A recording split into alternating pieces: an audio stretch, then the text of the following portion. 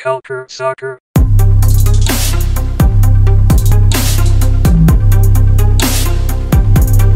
Bonsoir et bienvenue à ce nouvel épisode de CS à l'érable. Comme d'habitude, un de vos animateurs, Adi Raphaël, et je suis rejoint par le deuxième animateur, Daniel Cameron. Salut Daniel, ça va bien aujourd'hui? Salut Adi, ça va, merci, et toi? Ouais, ça va très bien. Écoute, cette fois-ci, on a enfin réussi à faire ce qu'on veut faire depuis très longtemps. On avait parlé de ça, toi et moi, même durant ces épisodes de CS à l'érable, comme quoi on avait envie de faire un débat, donc un sujet de débat. Et qui de mieux que d'inviter deux personnes qui sont souvent là avec nous à CS à l'érable. Je pense qu'ils ont chacun eu au moins 3-4 apparitions au podcast. En premier, Alex Rupert, qui fait aussi partie de la rédaction de Culture Soccer. Salut Alex, ça va bien?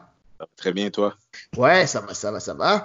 Ben, on est très content de te recevoir encore une fois. Ça va être excitant aujourd'hui, je pense. J'ai très hâte. On a tous très hâte. Puis le deuxième invité, je pense que vous l'avez écouté un peu partout. Il a fait plusieurs apparitions dans plusieurs podcasts différents. Ici, je pense au moins 2-3 fois. Ou sinon, avec Culture Soccer, aussi sur l'autre podcast, il est déjà apparu. Et c'est Georges Sanchez. Salut Georges, ça va bien aujourd'hui?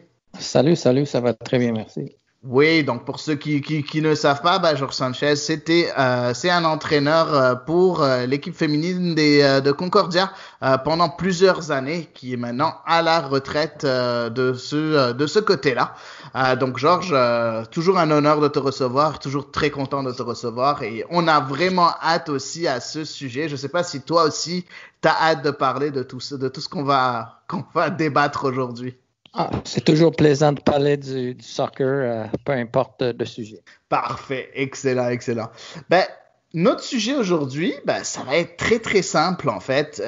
On en a parlé lors du dernier épisode de CS à l'érable avec Evelyne Vian. Et on en avait parlé plusieurs fois durant la saison, durant cette saison 2020 et même en 2019 avec plusieurs protagonistes, dont Georges, dont Alex Rupert et d'autres. Est-ce que on devrait avoir une CanPL, donc une première ligue canadienne féminine? Est-ce que vous êtes pour ou contre et pourquoi? Donc, je vais donner la parole à chacun d'entre vous en premier. On va lancer chacun un peu notre avis, un peu pourquoi on a cet avis-là. Puis après, on va débattre au fur et à mesure de tout ça. Puis essayer chacun de convaincre l'auditoire pour qui a raison, et chacun va pouvoir à ce moment-là avoir son propre groupe de partisans. Donc, on va commencer en premier par nos invités. Je vais commencer par Georges Sanchez. Donc, Georges, dis-moi, quelle est ta réponse? Je te dirais que je suis pour le principe ou l'idée d'une ligue nationale d'haut niveau. Par contre, je ne crois pas que c'est nécessairement la meilleure façon de s'assurer que nos joueuses peuvent aller chercher la meilleure qualité. J'ai toujours pensé qu'une ligue nationale pourrait donner de la profondeur à l'équipe nationale, mais je crois que de plus en plus, on voit que les clubs en Europe deviennent de plus en plus forts, de plus en plus structurés et organisés, que notre 10, 12, 14 meilleures joueuses, si on a la chance d'aller jouer en Europe, devraient le faire. Et pas après, mais avoir une ligue qui réunit les autres, qui donne un bassin de relève, qui donne la chance à des athlètes entre les âges de 7 à 24, 25 années de jouer dans un environnement professionnel est superbe. Par contre, vu mon vécu dans le sport, faire une ligue où les bases ne sont pas solides, puis qui va durer 1 ou 2 années, puis après va faire chute libre, puis pas être remplacé par quelque chose, c'est déjà vu. Les gens oublient qu'il existait le W-League il y a quelques années, qu'il y en avait des équipes partout en Amérique du Nord, et c'était vraiment du haut niveau. Des athlètes de l'Europe venaient jouer ici dans la W-League, même si c'était en théorie une ligue même pas semi-pro. Une fois que cette ligue-là est tombée à l'eau, il n'y a rien qui est monté pour le remplacer. Donc, réponse facile, je suis en théorie pour, mais j'ai des doutes que ça pourrait bien fonctionner. Donc, en théorie pour, mais en pratique contre. Donc, si j'ai bien compris. Ça. Parfait. Et toi, Alex, ton avis à toi? Moi, je suis d'avis qu'on aurait besoin d'une ligue domestique au Canada. je vais plus m'y prendre dans mon argument d'un point de vue affaires. Ce que Georges dit, il a raison, c'est difficile c'est pas facile. Déjà, le foot professionnel au Canada, c'est pas facile. On a une longue histoire d'exemples où est-ce que ça a pas fonctionné. Donc, sauf que je m'appuie sur ce qui est arrivé récemment. Si on pense à la Coupe du Monde pour les femmes en 2015, il y a un auditoire qui est là pour ça. Moi, je crois que l'auditoire est là pour ça. Je pense que si c'est bien fait du point de vue affaires, ça pourrait se tenir. Surtout quand on regarde les résultats de l'équipe féminine à l'international, on peut constater que les autres pays font du sérieux rattrapage sur nous. Puis moi, j'y vais souvent, quand je développe un argument, j'y vais souvent avec les résultats. Et ce que je constate, c'est que le statu quo fonctionne pas. Le statu quo, ça marchait pour nous à un certain moment, pour une certaine période de temps. Mais avec le reste du monde qui nous rattrape et ça devient de plus en plus difficile au fil des années d'avancer, de battre des équipes qu'on avait l'habitude de battre et on voit qu'avec les Américaines, on peut même plus suivre la cadence et c'est pas la même chose que les Jeux Olympiques à Londres où est-ce qu'on était presque coude à coude pour ce match. Je pense qu'il faut vraiment penser à une autre solution. Et d'un point de vue affaires, moi, je pense qu'une ligue féminine, c'est difficile, oui, mais je pense que si on met ça sous l'organisation de CSB avec la CPL et on essaie de trouver une façon de rendre ça viable en se concentrant avec des clubs qui sont dans le corridor Québec-Windsor, parce que tu pourrais diminuer les coûts de transport ou les coûts de voyagement pour les équipes.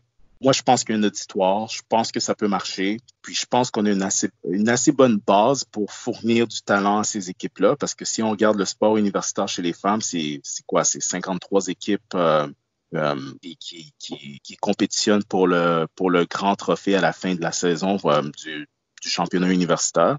Je pense qu'il y a beaucoup de talent qu'on a laissé échapper au fil des années, puis je pense que ce serait vraiment dommage de pas s'investir là-dedans. D'accord. C'est une opinion qui est quand même très logique selon moi. Mais avant de donner mon avis, j'aimerais avoir le tien, mon cher Daniel. Toi, tu en penses quoi? Je pense connaître ta réponse, mais voilà, j'aimerais que notre auditoire soit au courant de tout ça et de ce que tu en penses toi-même. Eh bien, mon avis ressemble un peu à celui d'Alex, là. Je ne vais pas réinventer la roue, mais avec certaines divergences, là, c'est sûr. Actuellement, je pense que ça aurait été bien au moment du lancement de la Canadian Premier League de prévoir un volet féminin par la même occasion. Malheureusement, ça n'a pas été fait. Donc, et là, j'ai une question pour vous tous. Actuellement, au Canada, il y a au niveau féminin des ligues semi-professionnelles. Il y a la PLSQ féminine, la Ligue 1 Ontario féminine, et on parle d'un BC League 1 masculin et féminin. Depuis la W League, il n'y a eu aucune équipe qui joue dans une ligue nord-américaine. Est-ce que, devant ce constat, est-ce que vous trouvez que c'est normal que le soccer féminin se retrouve dans cette situation? T'en penses quoi, Georges? Mais malheureusement, ça devient toujours question de finances. Comme dans toute industrie au Canada, on est un pays qui est vraiment est-ouest. Donc, les déplacements d'une province à l'autre, si on va d'un bout du pays à l'autre, c'est long, c'est coûteux. La W League, qu'est-ce qui était fort de W League, c'est qu'ils jouaient vraiment dans des régions. Donc, les équipes de Vancouver pouvaient facilement se déplacer vers le sud, en Californie, en Oregon, à Washington. Les équipes Toronto, Ottawa, London, quand il existait, Montréal, Québec, eux, ils jouaient plus dans une zone nord-est du continent. Et c'est plate. Je pense que, comme j'ai dit, l'idée qu'on puisse avoir une compétition relevée, c'est très intéressant. Mais si on parle d'une ligue, par exemple, semi-professionnelle au Québec, pour moi, c'est une ligue semi-professionnelle en nom, simplement. J'en doute qu'il y a beaucoup de filles qui gagnent un salaire. J'en doute que les équipes font des profits en général. Puis je trouve pas, personnellement, que cette ligue semi-professionnelle au Québec n'a pas vraiment monté le niveau ni agrandi le bassin des joueuses disponibles. On a juste pris les meilleures joueuses de la Ligue élite, on les a redistribuées sur 6 équipes, 7 équipes, et là, on dit on a une ligue semi-professionnelle.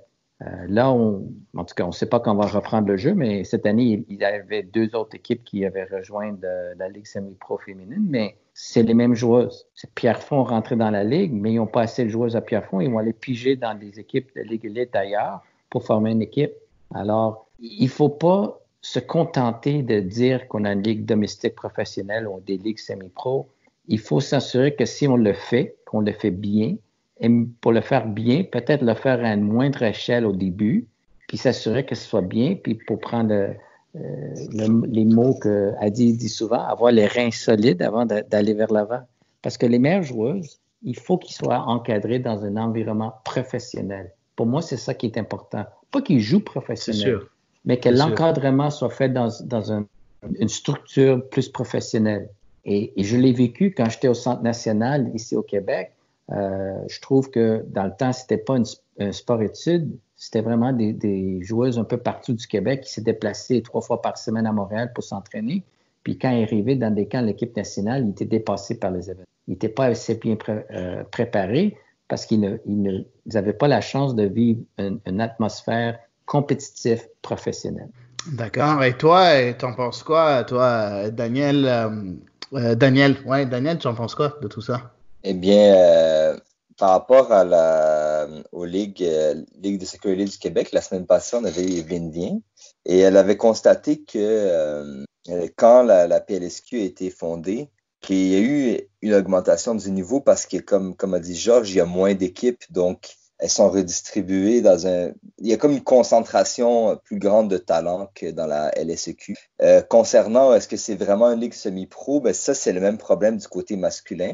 Puis d'ailleurs, ça semble être la raison pour laquelle beaucoup d'équipes disparaissent du réseau. Puis parce que peut-être le modèle d'affaires de la PLSQ, que ce soit du côté masculin et féminin, est à revoir. Puis ça, ce serait peut-être ça la chose à faire de ce côté-là, plutôt que de repenser le nombre d'équipes ou peut-être le modèle d'affaires. Je sais que la PLSQ l'année dernière a d'ailleurs commandé une étude par rapport à son positionnement dans le soccer nord-américain, parce que les choses évoluent rapidement et là, le modèle d'affaires peut-être qui est un peu dépassé. Puis c'est d'ailleurs pour ça aussi que BC League One, ça fait plusieurs années qu'on essaye les modèles d'affaires. Il y a quelques années, il fallait qu'il y ait que les joueurs et les joueuses soient payés, qu'il y ait des concessions de nourriture, qu'on fait payer les spectateurs au stade. Puis là, ça semble être un peu tombé à l'eau cette fois-ci. Donc, je pense que ce qui est en place actuellement, il est intéressant, mais il n'est pas suffisant. Donc, ça sera à voir dans les prochaines années là, de comment bonifier. Et Alex, toi, tu en penses quoi? Georges a tout à fait raison. C'est financièrement, il faut que ça marche, puis aussi il faut que les joueuses soient vraiment dans un environnement professionnel. On peut pas juste leur donner une ligue puis dire on appelle ça division 1, puis c'est pas vraiment ça. Là où est-ce que je vais mettre mon bémol, c'est que comme mon premier argument où est-ce que je disais que je pense que le futur du soccer canadien, je pense, passe par CSB, Canadian Soccer Business, qui est le bras corporatif de la CPL. Parce qu'en date d'aujourd'hui, ils sont propriétaires de la division 3 féminine en Ontario. Je pense que c'est environ une dizaine d'équipes ou une douzaine d'équipes féminines en Ontario. Puis ça se passe bien, hein? Ça se passe bien. C'est comme j'entends pas vraiment les clubs qui tombent. C'est sûr qu'il n'y a pas beaucoup de spectateurs, mais faut pas oublier que dans le contrat CSB avec Media Pro, League One Ontario est inclus. Fait qu'éventuellement, si certaines installations le permettent, il pourrait être diffusé et techniquement pourrait recevoir quelques ristournes du contrat télé. Je pense que l'époque où est-ce qu'au Canada, on faisait le foot chacun de notre coin, ça marche pas. On a vu ça pendant des décennies. On a tous essayé. Les provinces faisaient les choses chacun de leur bord. Les ligues faisaient les choses chacun de leur bord. Je pense que ça marche pas. Je pense qu'il faut être sous une seule organisation Et je pense que CSB, c'est la meilleure solution. Peut-être qu'il faut bâtir la pyramide du bas vers le haut, ou est-ce qu'on donne quand même des opportunités aux femmes pour jouer dans un environnement semi-pro, où est-ce qu'elles peuvent se faire remarquer, où est-ce qu'elles peuvent passer à la télé, où est-ce qu'elles peuvent être diffusées, où est-ce que des clubs en Europe ou aux États-Unis peuvent les observer. Peut-être que c'est la bonne manière de s'y prendre. C'est sûr qu'à long terme, ça prend de ligue. Ça, j'y crois. Ouais, c'est ça. Je pense, je pense qu'on est tous d'accord de ce point de vue-là. La seule chose que Georges mentionne souvent, c'est le côté financier. Et là, tu as répondu en partie avec le CSB, qui est quelque chose de très important.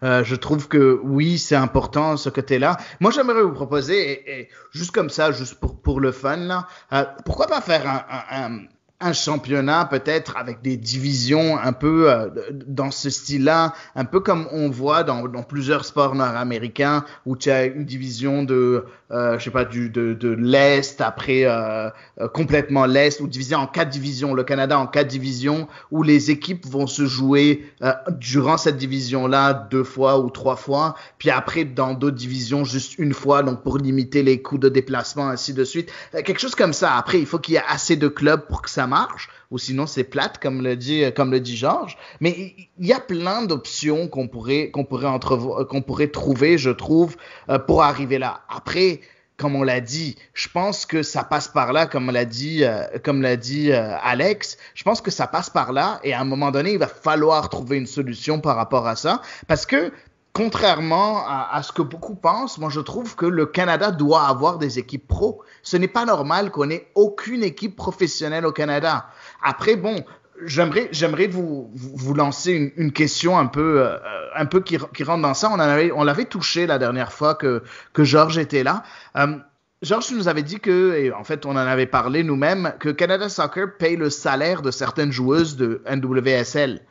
Donc c'est comme une sorte de bourse que Canada Soccer donne à certaines joueuses canadiennes qui jouent en NWSL. Est-ce que cet argent-là n'est peut-être pas mieux en sorte d'aide pour créer une certaine ligue professionnelle canadienne, ou au moins permettre, comme le disait Evelyne Vian dans le dernier épisode, elle trouve que ce serait bien que le Canada ait peut-être 2 ou 3 franchises qui rejoignent la NWSL et qui est des franchises canadiennes en NWSL. Bref, une de ces deux options-là. J'aimerais en premier avoir l'avis de Alex, parce pour changer un peu l'ordre des personnes qui répondent.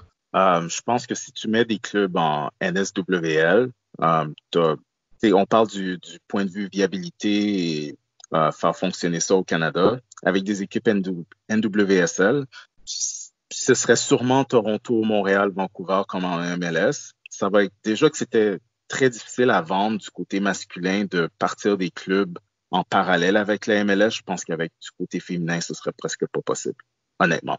Je pense que oui, je comprends la logique d'avoir des clubs en NSWL, mais je pense que si tu as la chance de pouvoir avoir une ligue canadienne, tu as besoin, c'est clair que tu as besoin de Toronto et Montréal et Vancouver.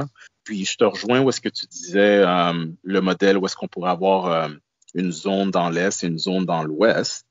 Déjà, au côté universitaire, ils le font. Ils ont une division atlantique, ils ont une division dans l'Ouest où est-ce que c'est divisé en deux, entre BC et l'Alberta et les prairies. Puis il y a l'Ontario, puis il y a le Québec.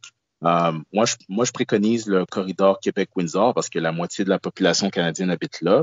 Puis c'est faisable de voyager de Québec à Windsor en train ou pas besoin de voler nécessairement. Puis tu as une division dans l'Ouest parce que, tu sais, si on prend le modèle de la Coupe Memorial, c'est chacun a leur ligue dans leur coin, puis à la fin de l'année, c'est les champions qui se rencontrent, puis c'est ce qu'ils font au niveau universitaire. Je pense que ce serait plus viable comme ça. Ouais, ce serait peut-être une solution, non, Georges? Mais juste pour rejoindre 2 points. Donc, oui. Les joueuses qui sont payées au qui reçoivent, c'est pas une bourse, c'est que les salaires des Canadiens qui jouent dans la NWSL sont payés par Soccer Canada. Parce que dans le fond... C'est pas ce que j'ai dit? Oui, mais c'est pas une bourse, c'est comme avant qu'il y avait des équipes pro, il y avait le système en anglais, c'est de carding. Donc, une joueuse qui était un niveau international recevait un montant parce qu'elle n'était pas considérée comme un professionnel. Elle recevait un genre de salaire de Soccer Canada. La seule différence, c'est que maintenant, ce salaire est payé à travers son club pro. Mais peu importe. Les deux, vous avez parlé de le potentiel d'une ligue qui est répartie sur 2 ou 3 ou 4 divisions à travers le Canada, puis qui, à la fin de la saison, joue. Ça existe déjà. On s'appelle ça la ligue universitaire. Si on voulait développer des joueuses, pourquoi on ne s'en sert pas de la ligue universitaire? Pourquoi on n'investit pas pour dire les équipes, comme on fait au Québec, on avait une ligue universitaire intérieure à 11 comptes. Les autres provinces ne sont pas suivies. Nous, qu'est-ce qu'on fait au Canada? Tu es une bonne joueuse, il faut que tu pars aux États-Unis pour aller jouer dans une université aux États-Unis. Ou maintenant, on va voir de plus en plus peut-être des gens comme Jordan Haitama qui vont aller jouer en Europe sans l'université. Pourquoi le Soccer Canada et le CSP ne s'en servent pas des universités comme des centres d'entraînement pour les meilleures joueuses au Canada? Pourquoi on n'essaie pas de garder nos meilleures joueuses au Canada pour qu'ils aillent jouer universitaire au Canada? Pourquoi est-ce qu'on fixe toujours que notre ligue doit être jouée pendant l'été? En Europe, on joue automne, hiver. On pourrait faire la même chose au Canada avec les installations qu'on amène. Parce que les universités, ils ont déjà l'investissement par rapport au terrain, par rapport au soutien du sport science, par rapport aux entraîneurs, ça existe déjà. Mais malheureusement, au Canada, le réseau universitaire est vu comme le petit frère avec qui personne ne veut jouer. Même au Québec, dans la pyramide du développement du soccer québécois, dans leur pamphlet, c'est sélection régionale, jouer en Ligue élite, sport-études, aller aux États-Unis. Alors, on coupe un réseau qui regroupe déjà 53 équipes qui sont financièrement viables et où les joueuses ne paient rien. Et dans beaucoup de cas, les joueuses reçoivent des salaires par des bourses. On a un modèle qui fonctionne. Aux États-Unis, ils ont une ligue domestique pour les joueuses qui ont fini l'université, pour la plupart. Ils s'en servent des universités américaines pour développer les joueuses. Pourquoi on ne fait pas la même chose au Canada? Effectivement, c'est une question qui mérite d'être posée. Comment maximiser le réseau universitaire? D'ailleurs, c'est vrai que beaucoup de joueuses et de joueurs aussi vont en NCAA pour se faire connaître. Ce qui est notamment aussi parce que du côté féminin, il n'y a pas vraiment d'académie. Donc, du côté féminin, c'est encore plus criant. Actuellement, est-ce que pour éviter que des Canadiennes aient à partir à 18 ans en Europe, pour éviter que des Canadiennes aient à partir en NCAA, pour éviter que des Canadiennes soient peut-être moins favorisées dans la NWSL et pour avoir un bassin plus grand, est-ce que ce genre de ligue pourrait répondre à ces problèmes-là ou est-ce que les autres ligues offrent déjà assez de temps de jeu aux joueuses canadiennes? Toi, t'en penses quoi, Alex? Je voulais juste avant revenir sur ce que Georges disait pour la perception des universités. Je pense que CSB, la CPL a changé ça. Eux, ils ont dit dès le départ, nous, on regarde ce que les universités ils font, puis on va recruter. Puis, je pense que le problème universitaire, c'est que tu as une grosse disparité entre les universités. Tu as des universités qui ont d'excellents programmes, tu as des universités qui sont dans la moyenne, puis tu as des universités qui ont des programmes qui sont coup-ci, coup-ça. Il faut, comme Georges dit, je pense qu'on a là un bon atout. Il faudrait s'y mettre sans brûler les étapes. Puis, pour ce qui est de l'Europe, c'est comme, je rejoins encore ce que Georges disait, c'est pas une mauvaise chose qu'une très bonne joueuse canadienne part en France, part aux États-Unis ou va jouer dans des meilleures ligues, c'est une bonne chose. C'est une très bonne chose. Mais si on n'a pas le réseau pour développer le talent de ces joueuses pour qu'elles puissent être remarquées, tu sais, dans le fond, on a besoin d'une plateforme où est-ce qu'on peut développer le talent individuel de ces joueuses, et on a besoin aussi d'une plateforme où est-ce qu'on peut les montrer. Parce que notre problème, c'est que on n'a nulle part où les montrer. Elles sont difficiles. C'est difficile de les voir performer. C'est difficile d'avoir des données sur elles. C'est pour ça que tout le monde a accueilli en Ontario ici. Quand CSB, on dit on achète League One Ontario, puis le volet féminin, ça passe au League One Ontario, puis à partir de 2020, s'il n'y avait pas COVID, il y a quelques matchs de League One Ontario qui auraient été diffusés sur One Soccer. c'est incroyable. T'as besoin des yeux sur le talent, puis je pense que c'est pas là en ce moment. Je pense qu'on a vraiment, je veux la ligue féminine professionnelle, mais on a du travail à faire avant de se rendre là. Ben, c'est sûr, c'est sûr. Je pense qu'on est tous d'accord sur le fait qu'il y a du travail à faire. Par contre, j'aimerais juste rebondir sur quelques petites choses. Je pense qu'on passe dans plein de sujets. Il y a un des sujets où on a parlé des joueuses. Est-ce qu'on veut que les joueuses restent au Canada ou aillent à l'étranger? Moi, personnellement, je suis pour que les meilleures joueuses aillent à l'étranger. J'ai aucun problème qu'une joueuse comme Jordyn Huitema aille au PSG. On s'entend que le PSG, c'est quand même une des meilleures équipe en France, qui est la meilleure ligue présentement, la meilleure ligue du côté féminin en Europe. Donc, ce qui veut dire qu'à ce moment-là, moi, j'ai aucun problème. Mais après, j'ai pas envie qu'une jeune Canadienne de 19 ans qui veut jouer pro et qui veut vivre de sa vie de jouer pro se retrouve en deuxième division française. Parce qu'il y en a. On en a des jeunes Canadiennes qui ont 25, 26, 27 ans maintenant, qui sont plus jeunes, mais qui sont allées étant jeunes en France pour essayer de percer, puis finalement, étant loin de tout, il y a des personnes qui vont avoir besoin d'être entourées pour pouvoir performer. Donc, il faut faire attention à ce côté-là. Je parle pas des meilleurs et des meilleures joueuses. C'est sûr que les meilleures joueuses vont finir par aller jouer avec les meilleurs joueurs du Canada vont finir par aller jouer avec de meilleures joueuses pour se renforcer, devenir encore meilleures. Là, je suis complètement d'accord. Mais je parle pour des joueuses qui ont besoin de jouer pour, à ce moment-là, devenir des joueuses confirmées qui peuvent aider, que ce soit dans la rotation ou à un moment donné, éclore plus tard. Ce serait logique d'avoir quelque chose au Canada même. Donc, c'est là ce point de vue-là. Là, tu as parlé aussi du côté financier, Alex, et j'aime beaucoup ce que tu as dit parce que ce contrat-là avec Mediapro est quand même très, très, très intéressant parce qu'il englobe cette Ligue 1 Ontario, parce qu'on voit qu'ils se sont, je pense, engagés pour 10 ans, si je me rappelle bien. Donc, ça veut dire qu'ils sont là sur la durée. Donc, venir à annexer une certaine ligue féminine à ça, je pense pas que ce sera un problème. Ça pourra augmenter la visibilité. Et j'aimerais vous relancer sur quelque chose. Si vous avez écouté le dernier épisode, je suis sûr que vous l'avez fait là, le dernier épisode avec Evelyne Vian, quand je lui ai posé la question par rapport à l'équipe nationale féminine canadienne, qu'est-ce qu'elle nous a dit? Ben, c'est très simple, sa réponse est j'ai pas fait partie des équipes de Canada U17 et Canada U20, donc ils m'ont pas vu.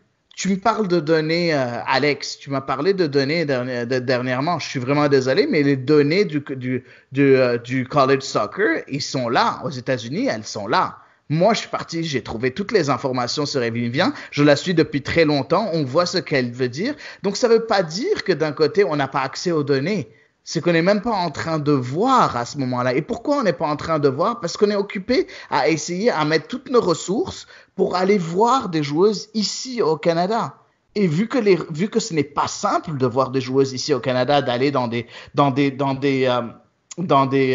tournois semi-professionnels, d'aller dans des ligues semi-professionnelles et tout ça, à ce moment-là, voilà, il y a des joueuses qui sont exceptionnelles, qui pourraient être exceptionnelles, qui sont pas sur le radar. J'aimerais que tu rebondisses par rapport à ça, Georges. Est-ce que tu penses que c'est une question de visibilité, le fait qu'il y ait des joueuses comme, je ne vais pas parler de Evelyne en tant que telle, c'est pas ça le but, mais des joueuses comme Evelyne, parce qu'il y en a plusieurs autres, et je suis sûr que tu vas en nommer d'autres, mais il y en a plusieurs autres qui n'ont jamais été vues par l'équipe nationale. Pourquoi? C'est par un gros manque de visibilité, non? Mais c'est justement ça, parce que on a un championnat national universitaire au Canada qui n'est pas diffusé. Je peux comprendre qu'on ne diffuse pas les matchs dans les ligues, mettons les ligues de conférence, mais le championnat canadien universitaire, ni les gars, ni les filles, n'est pas diffusé nulle part. Ce serait une plateforme fabuleuse pour exposer les meilleurs joueurs et joueuses canadiens de haut niveau jouant dans un championnat relevé. Quelqu'un a parlé tantôt de la disparité entre les meilleures équipes universitaires canadiennes et les pires. Moi, je peux vous dire que sur 56 ou 55, 56 équipes au Canada féminines, une quarantaine, même l'équipe qui est 43 ou 44 dans l'hierarchie est mieux structurée que la plupart des clubs au Canada par rapport aux installations, encadrement, soutien financier. Une ligue domestique professionnelle compterait quoi? 6, 7, 8 équipes à travers le pays. On a 56 équipes universitaires au Canada, puis une vingtaine de collèges. Oublie le Québec parce que le cégep, c'est une étape obligatoire avant de rentrer dans l'université. Mais Dans les autres provinces, on a une vingtaine, sinon plus, de college où il y a un autre noyau de joueuses qui jouent encore. Qui dit qu'on ne pourrait pas avoir une Division 1, Division 2 au Canada avec les collèges et universités, comme ils font aux États-Unis? Ça garderait des joueuses au Canada. Ça donnerait une plateforme. Notre saison pourrait aller de septembre jusqu'à avril-mai, par exemple. L'été, ils sont libres pour aller jouer avec l'équipe nationale ou jouer des équipes semi-pro à leur province. Si on n'a pas beaucoup d'argent à mettre pour commencer la base, pour pas prendre le petit argent qui existe déjà, puis le rajouter au réseau universitaire. Pourquoi pas s'en servir en Europe dans beaucoup de sports, pas le soccer nécessairement, mais pour beaucoup de sports, l'université, c'est le centre d'entraînement national. Au Canada, la natation, l'athlétisme, certains d'autres sports, les athlètes qui vont aux Olympiques, ils s'entraînent avec les équipes universitaires. Alors, pourquoi on ne le ferait pas? Pourquoi on chercherait un modèle qui existe déjà pour l'augmenter? Au lieu de dire, on a ce modèle qui a 56 équipes, on va le tasser dans le coin, on ne va pas parler d'eux, puis on va créer une nouvelle structure, aller chercher des bases, aller chercher du financement, aller chercher des joueuses pour bâtir quelque chose qui va avoir juste 8 équipes. Je pense que, je sais, parce que j'ai été dans des discussions avec Canada Soccer souvent, qu'on a une structure qui pourrait bien servir pour développer. Le réseau universitaire prend des athlètes de 18 à 23, 24 années. Pourquoi on ne s'en sert pas du réseau pour développer encore plus ces joueuses-là? Eh bien, c'est intéressant comme point de vue. Par contre, le réseau universitaire, il présente plusieurs avantages. Je me rappelle, Samir Rib nous l'avait dit, puisque lui travaille à l'Université Laval et également en club, et que le réseau universitaire présente plusieurs avantages, notamment la stabilité dans les programmes. Les gens sont payés par l'université, ils gèrent ça et ils sont là pour... il y a une continuité, il y a une stabilité. Également, il y a des bonnes installations, même chose pour le transport. Par contre, l'université, c'est pas nécessairement la voie qui est, disons, choisie par tout le monde.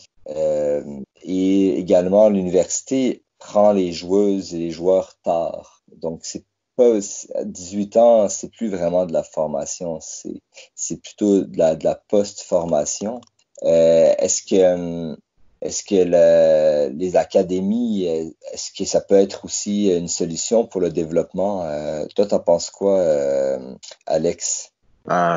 Les académies, Vas-y, lâche-toi loose. T'as raison. Ça, c'est un point qu'on peut pas dénier. Oui, l'université, ça a beaucoup de tentacules. C'est plus que 53 équipes à travers le pays sur plusieurs divisions. Sauf que, comme Daniel le dit, c'est pas tout le monde qui choisit la voie universitaire. Fait que t'as quand même besoin d'un système parallèle pour aller chercher du talent qui choisissent pas nécessairement l'université. Fait que c'est pour ça oui, on devrait renforcer notre réseau universitaire, mais on peut pas ignorer que il y a une autre voie, puis on peut pas la laisser tomber. Fait que le semi-pro, comme la division 3 en Ontario ou au Québec, ou celle qui va arriver en Colombie-Britannique, il va falloir la faire fonctionner. Puis, ultimement, c'est pour nourrir une première division au pays, parce que oui, le soccer universitaire, il faut se servir de cet atout-là au maximum, mais c'est pas vrai que tu peux passer ta vie dans ce réseau-là. Il faut que tu sois capable de transiter plus haut. Mais est-ce que, si je peux juste interrompre, c'est qui le champion du monde? Vas-y. C'est qui le champion du monde en titre en ce moment? Les États-Unis. Oui, ils développent le joueur. OK, je pense qu'il vient de nous faire de nous faire taire comme il faut là. Bravo Georges. Les États-Unis, ils font le développement où? En college soccer. En college soccer. Leur ligue domestique, ils font pas du développement, la NWSL. Non. La NWSL prend des joueuses. Il y a des exceptions. Il y a des joueuses, puis peut-être on va le voir arriver de plus en plus, qui quittent l'université pour devenir pro avant de finir leur diplôme. Mais la plupart des athlètes dans la NWSL ont passé par un réseau universitaire, à moins que c'est des joueuses européennes qui sortent d'un club puis viennent jouer ici l'été pour rajouter du salaire à leur vie de professionnel. Parce que vu qu'en Europe, ils jouent l'automne-hiver, mais ils ont la chance de jouer 12 mois par année parce qu'ils jouent dans leur ligue domestique en Angleterre, en France, en Allemagne. Ouais. Puis ils viennent jouer 3-4 mois aux États-Unis. Deuxième point, au Canada, combien de joueuses ont passé par un réseau universitaire qui sont rendues sur l'équipe nationale? Tout le monde, sauf un exemple. Jordan Huitema ne va pas à l'université. Mm-hmm. Toutes les autres joueuses sont où ils sont en université ou ils ont déjà fini l'université. Ou ils vont commencer l'université éventuellement. J'aimerais juste ajouter quelque chose. Excuse-moi, je vais te laisser finir. Je veux juste ajouter quelque chose. Peut-être aussi c'est parce qu'ils n'ont pas d'autre option. Hein. C'est ça que j'essaie de dire, c'est que oui, c'est vrai. Moi, je suis pas contre le système universitaire du tout. Je trouve qu'il faut commencer quelque part et commencer par un système universitaire, comme tu l'as dit, c'est la bonne chose. Par contre, le fait qu'il n'y ait pas d'autres options, que si jamais tu veux jouer au soccer, tu peux aller que par le collège universitaire ou la seule exception qui est Jordan Huitema, te faire en sorte de te faire découvrir d'une autre manière, ben à ce moment-là, les options sont assez limitées. Je te laisse continuer. Mais c'est pour ça que je dis que je suis pour l'idée d'une ligue domestique en théorie. Puis cette ligue domestique pourrait regrouper les joueuses qui ne veulent pas aller à l'université, parce qu'il y a des bonnes joueuses qui peut-être n'ont pas des aptitudes académiques, et les finissantes qui sortent de l'université, puis peut-être ils n'ont pas été dépistés encore pour aller jouer pro en Europe ou sur l'équipe nationale, qui continuent leur carrière de joueuse après l'université dans cette ligue domestique. Mais le développement se fait à partir de 16, 17, 18, 19, 20 ans. Une joueuse ne développe pas à 25 ans. C'est sûr qu'il y a des exceptions. Des Scott, c'est la seule joueuse canadienne qui sort d'une université canadienne. Ouais, c'est fou. C'est fou quand on y pense, là. Mais il y a 20 ans, toutes les joueuses de l'équipe nationale canadienne sortaient des rangs universitaires canadiens. Ouais. Mais ça prouve beaucoup de choses. Est-ce que ça prouve que c'est un manque de visibilité qui est fait du tournoi universitaire canadien, ou est-ce que c'est le tournoi universitaire américain est de loin plus relevé, ou c'est les deux, selon toi, Georges? Mais il y a beaucoup de politique là-dessus, parce que le réseau universitaire n'est pas géré par les fédérations provinciales, sont gérés par le ministre de Culture et Enseignement. C'est Sport Québec qui les gère, donc c'est comme une branche indépendante, puis je le connais de près. Nous, Soccer Québec voulait qu'on rentre dans un certain encadrement, ils voulaient qu'on signe, qu'on peut prendre des joueuses de club, plus que 4, ils voulaient toutes sortes des attentes. Puis quand on n'était pas prête, ils disaient « OK, on vous enlève aux arbitres ». Puis une année, on a utilisé vraiment des arbitres de Ligue Garage parce que la Fédération québécoise nous a enlevé tous les arbitres accrédités. Wow. Donc, on travaille pas ensemble, on travaille un contre l'autre à l'intérieur de notre province. Donc, comment veux-tu qu'on fasse le développement quand... À travers le pays, à travers la province, ça marche pas, là. Ça, c'est drôle, parce que cette même année-là, puis ça donnait que j'étais président des associations d'entraîneurs qui était un des co-gestionnaires du championnat canadien. C'est drôle que le Québec nous avait enlevé tous les arbitres pendant une saison complète, mais pour le championnat canadien, ils voulaient envoyer 8 arbitres au championnat canadien parce qu'ils disaient c'est un tournoi de haut niveau, puis nos arbitres ont besoin de faire face à des matchs de haut niveau. Donc, localement, nos matchs n'étaient pas assez bons pour leurs arbitres, mais ils voulaient envoyer les mêmes arbitres au championnat canadien universitaire canadien. Puis c'est tout politique, je ne me rappelle pas qui l'a dit tantôt, chaque province faisait son affaire, puis ils ne voulaient pas partager avec les autres provinces, puis après, tu as Canada Soccer qui chapeaute tout, puis un nouveau dirigeant rentre, puis on change tout, on change la façon qu'on fait la certification des entraîneurs, Là, on a un nouveau programme de certification des clubs, des super clubs, les deuxièmes clubs. Je te garantis, dans 5 ans, ils vont refaire tout le processus encore. Puis c'est un peu pour ça. Le seul constant au Canada pour le soccer, c'est qu'on change tout le temps. Mais par rapport à l'histoire de l'arbitrage, je l'avais vécu à l'époque. Là, c'est vrai qu'il y avait une saison où la fédération avait interdit aux arbitres d'arbitrer dans le réseau universitaire. Mais la solution actuellement, est-ce que ça pourrait être... c'est quelque chose que j'ai souvent pensé. J'en avais parlé même avec des gens qui ont joué universitaire, qui pouvaient pas... qui avaient à cause des restrictions de jouer universitaire et de jouer semi-pro. À l'époque, il y avait ce genre de restrictions. Est-ce que ce serait pas peut-être que chaque grosse université aurait un partenariat avec un club semi-pro? Est-ce que ça peut-tu être intéressant comme solution? Avec un club ou, comme j'ai dit, peut-être, puis regarde, on s'éloigne un peu du sujet, là, mais peut-être il faut revoir le développement du soccer au Canada pour dire pourquoi nous, on tient tellement à notre saison d'été. On tient à notre saison d'été parce que les athlètes payent leurs frais pour être membres des clubs, puis les clubs font de l'argent, même s'ils sont des organismes à but non lucratif, ils font quand même de l'argent qui financent, puis payent les salaires des entraîneurs cadres, puis payent un peu les dépenses des clubs, etc., etc. Mais peut-être il faut revoir le système au complet, puis dire pourquoi on n'a pas une saison qui va de le mois d'août, comme ils font en Colombie-Britannique. Leur club joue du mois d'août au mois de mai, avril-mai. Parce que sur la côte, ils peuvent se permettre de jouer pendant l'hiver. Il y a plein de choses. Comme je dis, je n'ai pas la baguette magique, mais si on parle de développement, il faut chercher plusieurs voies. Il n'y a pas une solution qui va régler tous les problèmes. Mais on a déjà un bassin, on a déjà une structure où les reins sont solides. Combien de fois Adi a utilisé cette expression? Il faut s'assurer qu'on a les reins solides. Le réseau universitaire a déjà les reins solides. Si on mettait encore plus d'argent, imagine-toi un réseau où tous les athlètes qui jouent à l'universitaire ne payaient pas de frais de scolarité. Je te garantis qu'il y aurait beaucoup de joueuses qui peut-être ne pouvaient pas aller jouer à l'université, pas parce qu'ils ne sont pas bonnes à l'école, mais parce qu'ils n'ont pas l'argent pour se payer les études. Mais s'ils disent, mais pour jouer à l'université, je vais avoir une bourse d'études, ça devient un genre de salaire. Puis à la fin, ils ont un diplôme en plus. Donc, si jamais le soccer ne fonctionne pas, mais ils ont un diplôme universitaire qui va les aider. C'est intéressant de ce point de vue-là. En fait, j'aimerais juste poursuivre sur cette idée-là. Je vais les faire réagir d'autres personnes aussi. J'aimerais savoir, est-ce que il faut bien commencer quelque part. La MLS, quand elle a commencé, c'est de cette manière qu'elle a commencé.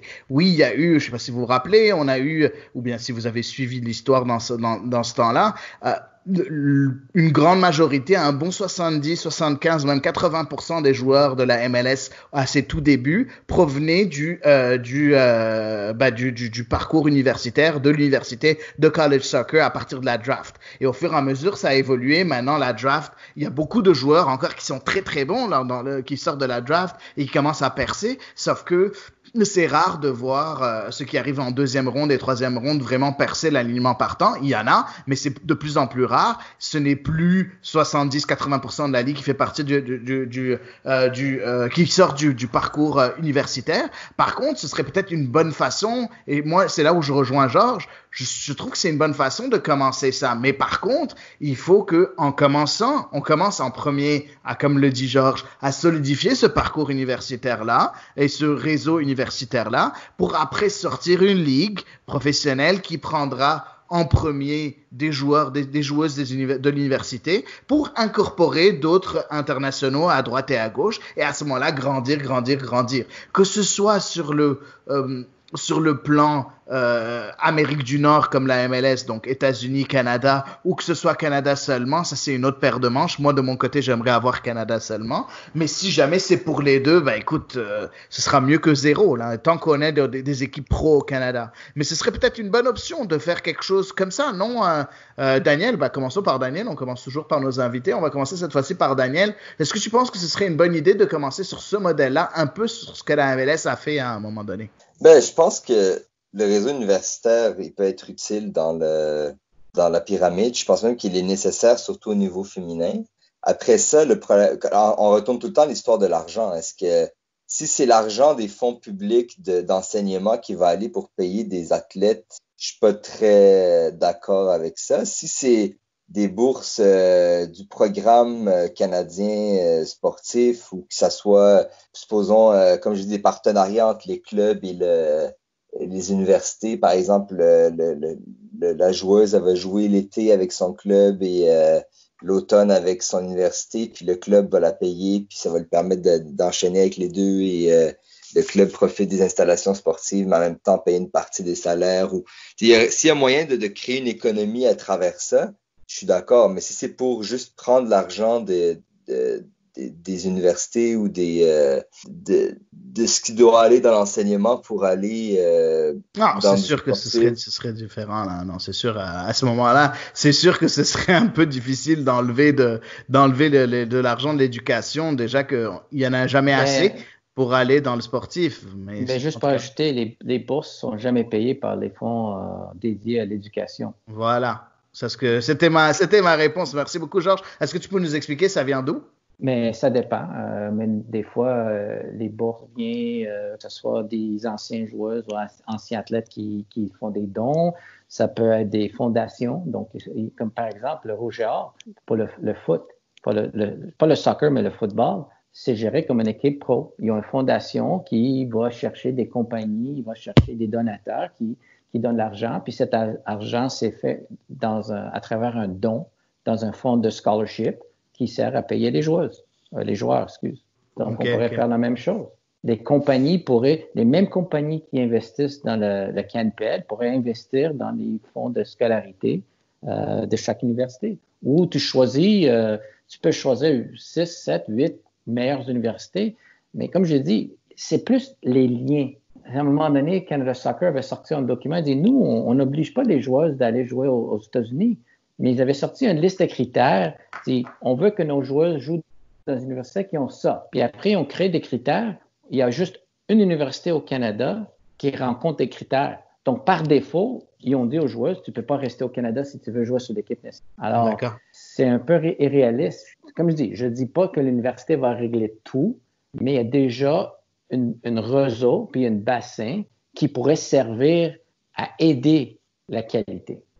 Alex, j'aimerais que tu aies le mot de la fin sur cette histoire-là. Donner un peu ton avis par rapport à tout ce qui vient d'être dit. Il y a plusieurs sujets qu'on a ouverts en même temps là, mais en premier, il y a eu le côté comment construire ce réseau en commençant. Moi, j'ai proposé en commençant d'un réseau universitaire à peu près comme la MLS a fait avec une draft et ainsi de suite. Puis Daniel a ouvert le côté un peu financement et là, Georges a apporté sa pierre à l'édifice en disant que le financement peut être fait de différentes façons et pas spécialement des fonds reliés à l'enseignement. Tu penses quoi de tout ça? Est-ce que tu commences à voir, est-ce que maintenant, en à peu près 1 heure de discussion, est-ce que tu penses que déjà on commence à arriver à certaines solutions? Ou est-ce que tu penses que c'est encore plus compliqué que ce qu'on pense? Je pense qu'on est vraiment, moi, la façon que je vois les choses, on est à la croisée des chemins. Puis CSB a changé la donne au pays complètement. Puis j'écoutais ce que Montagliani disait, puis je rejoins ce que Georges disait aussi. Montagliani disait que quand il était président à Soccer Canada, il y a beaucoup de provinces que dans leur tête, c'est eux Soccer Canada. Fait que tout le monde voulait faire à sa tête, puis lui était toujours en train de leur rappeler, ben non, vous faites partie de Soccer Canada, vous n'êtes pas votre propre entité. Ouais. C'est plate, puis ça fait des années qu'on en parle puis qu'on débat là-dessus, mais il faut que le monde arrête de faire chacun dans leur coin.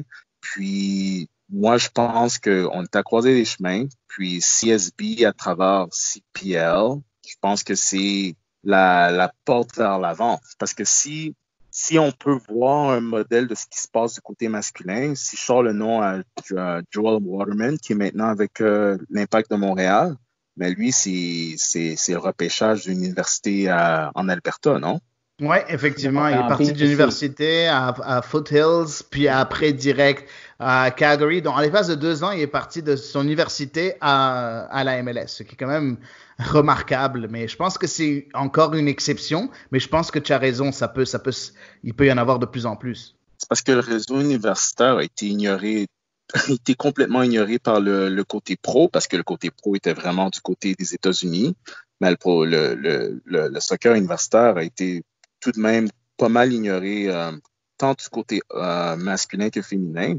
Alors, si on a des ligues professionnelles, surtout domestiques, qui disent, ben nous, on est 100% all-in pour le réseau universitaire, mais ça va pousser les universités à vouloir se démarquer, à vouloir trouver de l'expertise, et ça va peut-être stimuler plus d'investissement. Quand CSB parle de créer une nouvelle économie du soccer au pays, c'est de ce qu'ils parlent. Ils amènent quelque chose qui n'existait pas avant. Puis il n'y avait pas beaucoup d'incitatifs aux universités, comme Georges disait, que tu as les top 6, 7 ou 8, puis après tu as tout le reste qui suit, mais tu n'as pas vraiment d'incitatif d'améliorer ta formation ou d'améliorer ce que tu fais. Puis honnêtement, je pense que le côté féminin, la marche entre le réseau universitaire et l'équipe nationale n'est pas si grande que ça se pourrait être sur les côtés masculins. Ouais. Les étapes peuvent se faire avec un peu d'avance. Et je pense qu'il y a plein de joueuses qui sortent des universités canadiennes qui pourraient être aussi bonnes, sinon meilleures, que certaines joueuses qui jouent présentement. Ben écoute, je pense qu'avec ces mots, je pense que, excusez-moi, je ne sais pas si tu voulais ajouter quelque chose, Alex. Oui, puis comme tu disais, en Colombie-Britannique, ils jouent plus longtemps, ils jouent à l'automne et plus l'hiver, parce que comme Montagliani disait, eux, en Colombie-Britannique, ils peuvent jouer à l'année longue. Il faut juste changer notre façon de faire les choses. Je pense que, oui, on veut tous une division canadienne à long terme, mais je pense que du côté féminin, construire du bas vers le haut, c'est pas une mauvaise approche du tout. Il faut juste changer comment on structure nos saisons, comment on structure les associations entre le réseau universitaire et le semi-pro, puis tranquillement, pas vite, on va construire vers la D2 puis la D1. C'est excellent tout ça. Je pense que c'est excellent. Toute cette discussion, je pense, a été très, très intéressante. Daniel, le mot de la fin, puis je clôture après. Eh bien, moi, je voulais surtout remercier Alex et Georges pour leur participation. C'était amusant. Ça a été des bons débats. On a commencé à un point, puis on est rendu pas mal plus loin. Fait que je vous remercie vraiment de votre présence. Pareil pour moi. Merci beaucoup à nos invités. Juste rapidement, un petit tour de table sur comment vous rejoindre. Daniel, je commence par toi parce que ça fait longtemps qu'on ne donne pas nos arrobases sur Twitter. Donc, comment on peut te rejoindre? @soccercanadien sur Twitter. Parfait. Alex, on te rejoint comment? @Alexander Rupert sur Twitter. Parfait. Et toi, Georges?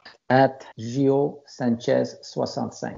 Parfait. Et pour moi, c'est @Soccer en folie. Merci à tous de nous avoir écoutés. Merci à vous trois d'être venus ici aujourd'hui pour cette discussion extrêmement excitante. Je pense qu'on peut parler pendant 3-4 heures de ce sujet-là et ne jamais finir tellement c'est intéressant. J'espère que ça vous a plu, les amis. Et n'hésitez pas à bien évidemment commenter, à retweeter et puis à donner votre avis sur cet épisode de CS à l'érable. Et à la semaine prochaine pour un nouvel épisode.